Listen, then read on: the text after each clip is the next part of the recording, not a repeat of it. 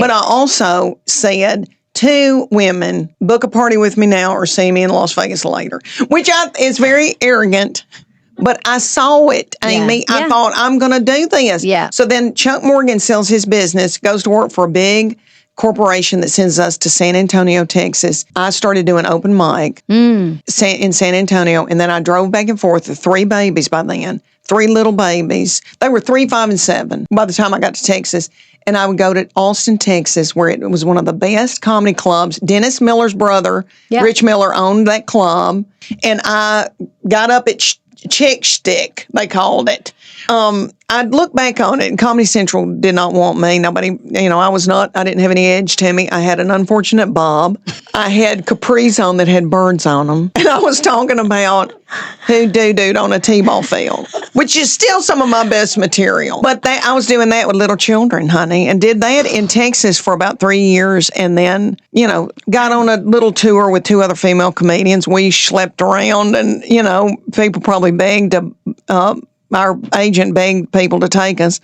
But anyway, it gave me the seasoning. Yeah. But I always, the whole time, I wanted to be on Saturday Night Live. And I just look back on it, and I've said to people that I've gotten to meet from Saturday Night Live, Fred Armisen, who is from heaven. And I did a movie with Will Ferrell, and he said to tell you hello. And I told him when my show was coming out and my new Netflix special, and he said, "Oh, that's great. I'm too busy. I won't be watching this." It's been a lot, Amy. Chuck Morgan and I are exact opposite, and I find that funny. I don't know if it works that well together. We've made it. We had a bunch of kids together, and he takes care of the checkbook because I can't deal with that. But Chuck Morgan's very introverted. I'm extroverted. I've had to talk for him for years. But he's social. He wants to be with people. But he's a fly on the wall. He likes things organized. I remember saying to him, I know I've got something, Chuck, I can make it. Let's sell everything and I'll cook off a hot plate. And he went, "Are you crazy? We need health insurance." I guess it's a good thing he, kept me down. Because I did get to raise these little children. And then this happens to me in my late 50s, and I don't think I'll get hooked on dope. I mean, I'm not kidding. If this had happened to me at 20, I would be on dope, I think. Yeah, because this is so much pressure. And he always supported me. And he would take care of these babies. Right? Yes, and honey, I would pass them off in a minivan to him and go get on stage. He always supported me in all of it. He just said, he's not a dreamer. I'm a dreamer. Yeah. And he said, they need health insurance. He was right. He has always had a big job, executive at a company. Yeah. Made a wonderful living for us. I didn't have to take horrible gigs where I had to drive 300 miles for $50 and sleep in my car. Right. So it was because of Chuck Morgan that really it all worked out the best way it could. It really did. But yes, Chuck Morgan, I've been traveling with him. I'm going Tampa today to be with him, and I will have to hold his mixed nuts. He will say, "Hold this. Do you have any toothpaste?" I'm constantly having to tend to him like I would a child. I've always said my next husband's going to be a gay man, and we're going to look for fabric together, and he'll leave me alone, and I'll leave him alone. I mean, would that not be I've got so many gay friends, men, that I'm in love with. Yeah. That one says to me all the time, "Would it kill you to put some height in your hair, Leanne?" And he's always getting behind me and giving me a back comb. But I love that. And Chuck Morgan loves the gay men. They'll tend to Chuck and go, "Here, Chuck, here's a cocktail and some nice chicken salad on a nice cracker." And Chuck, but Chuck Morgan says to me all the time, I'll retire from my job. He's still working for that big company, and I'll just come with you. And I'm like, no. Because, I can't be putting on Spanx while he's eating nuts and grabbing my breast, and I've got to get my comedy mind. I have to take a comedy nap. Yes. Even if I don't go to sleep, I've got to shut my eyes. Get right. Because he needs me to tend to him, and somebody's got to tend to me. A baby child. Okay. She's my professional makeup artist, and I say caregiver, and she said, "I didn't sign up for that." But she is still strong and still has grip in her hands. I don't have any grip when I went through menopause. You're never going to eat a pickle again. I know. I ordered all those things from Amazon that grips, that you ever have one of those grip things, and then just hit it with a butter knife before you open open it, but she tends to me. But she's about to move to New York with my middle child, my other daughter, Maggie 27 and 29. And they're going to miss these grandbabies. I've got 2 grandbabies that live in Knoxville.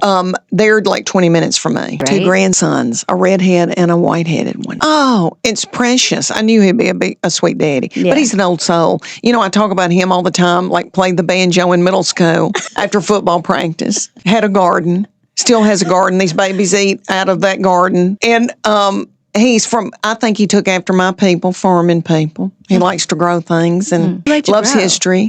He grows everything, gardens, and my little mama always had a garden and put up and canned, and we killed our own beef. No. Now I'm, kind of busy. Lucille, now, Mama doesn't can anymore, but we'll go to her house and we'll all can, just like, like down the line. People bring bushel of corn. When I say rural, I mean, I'm from farming, rural people. We're canning that day, sealing it up, chopping everything. She makes a vegetable soup, a homemade vegetable soup with tomato juice that you would slap somebody over. Unbelievable. I do like to cook. Yeah. I do. And I fed all these children.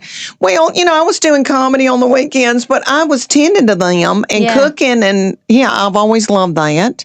And, being a mama. My gosh, Amy. I go on stage and they throw their purse in the air. I didn't even say anything.